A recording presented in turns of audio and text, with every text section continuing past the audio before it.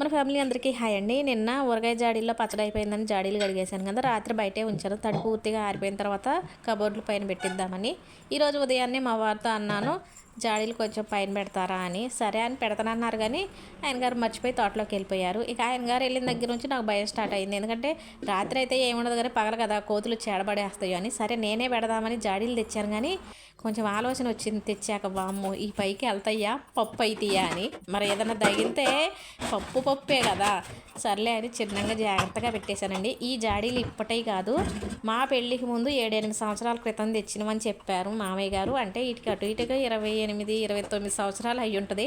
ఓ sister అడిగారు జాడీలు ఎంత అక్క అని. నాకైతే తెలియదమ్మా, నేను జాడీలు ఇంతవరకు తీసుకోవాలి, రాలేదు కాబట్టి వాటి రేట్లు కూడా నాకు తెలియదు. ఇంకో సిస్టర్ అడిగారు వాటర్ ప్యూరీ గురించి చెప్పమని. ఇది తీసుకొని 4 సంవత్సరాలు అవుతుంది, అప్పుడు 10,500 అయింది.